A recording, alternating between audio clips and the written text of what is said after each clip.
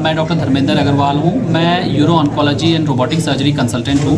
मेरी जो स्पेशलिटी है वो यूरोलॉजी से रिलेटेड कैंसर्स और उनके ट्रीटमेंट के ऊपर है। आज की जो प्रेस कॉन्फ्रेंस हमने की थी वो हमने कुछ ऐसे पेशेंट्स के बारे में बताने के लिए की है जिनका बहुत ही रेयर और ख़ास सर्जिकल टेक्निक रोबोटिक सर्जरी से ऑपरेशन हुआ है और हमने उनका उस ऑपरेशन के माध्यम से कंप्लीट कैंसर जो है उसको रिमूव किया है। एक पेशेंट जिनको आज से 6 साल पहले किडनी ट्रांसप्लांट हुआ था, उनकी उस प्रीशियस ट्रांसप्लांटेड किडनी के अंदर धीरे धीरे करके 3 सेंटीमीटर का ट्यूमर डेवलप हो गया और यूजुअली ऐसे केसेस के अंदर जो किडनी है उसको कम्प्लीटली रिमूव किया जाता है और उसके बाद उनको वापस डायलिसिस पे जाना पड़ता है और आगे चल के उनको 2 से 3 साल बाद दोबारा ट्रांसप्लांट पे जाना पड़ता है। हालांकि इस केस में हमने उनकी रोबोटिक सर्जरी की, हमने उस पूरी किडनी को एग्जामिन किया और हमने सिर्फ और सिर्फ उस ट्यूमर को रिमूव किया और हमने वो ट्रांसप्लांट वाली प्रीशियस किडनी उनकी प्रिजर्व करी। पेशेंट को ऑपरेशन के बाद किसी डायलिसिस की ज़रूरत नहीं पड़ी, किसी ब्लड चढ़ाने की ज़रूरत नहीं पड़ी और ऑपरेशन से 3 दिन बाद वो कम्प्लीटली रिकवर होके डिस्चार्ज हो गए। आज लगभग 6 महीने बाद वो कम्प्लीटली कैंसर फ्री लाइफ अपनी जी रहे हैं और उनको और कैंसर की कोई भी समस्या अभी नहीं है। ना सिर्फ ट्रांसप्लांट किडनी बल्कि नॉर्मल किडनीज़ के अंदर भी पार्शियल नेफ्रेक्टमी सर्जरी करके ट्यूमर को रिमूव करा जाता है और जो मेन किडनी है उसको बचाया जाता है और ये बहुत ही सक्सेसफुल ऑपरेशन है एंड रोबोटिक सर्जरी इसमें काफ़ी ज़्यादा हेल्पफुल है। सबसे कारण की है किडनी कैंसर्स काफ़ी रीज़न से होता है।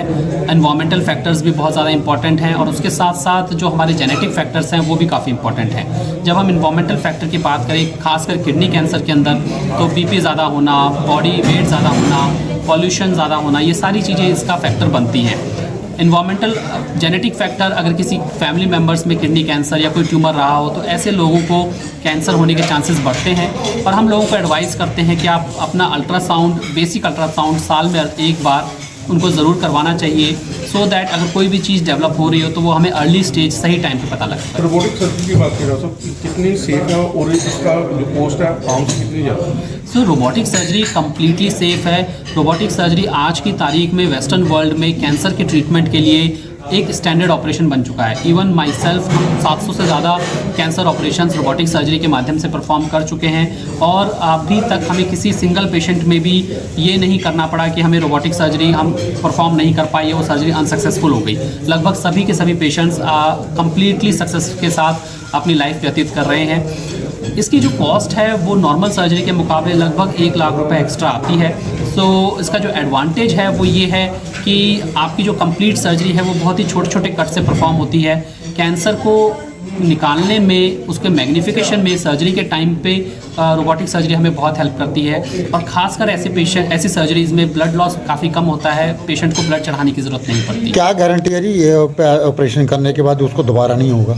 सर, कैंसर के दोबारा होने का चांस जो है वो डिपेंड करता है बीमारी के ऊपर। अगर जब भी हम कोई भी ऑपरेशन परफॉर्म करते हैं फ्यूचर में वो कैंसर दोबारा होगा या नहीं होगा वो डिपेंड करता है कुछ परसेंटेजेस के ऊपर कि हमारी जो इनिशियल स्टेज थी बीमारी की वो कितनी थी।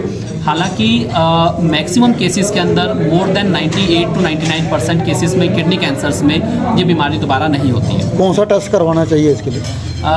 प्रोस्टेट कैंसर के लिए एक ब्लड टेस्ट है जिसको हम कहते हैं PSA blood test, prostate specific antigen. वो हर पुरुष को 50 साल से ऊपर की उम्र में साल में एक बार ज़रूर करवाना चाहिए। अल्ट्रासाउंड एक ऐसा टेस्ट है जो किडनी में कोई भी ट्यूमर अगर हो रहा हो तो उसको अर्ली डिटेक्ट करने में बहुत हेल्पफुल है।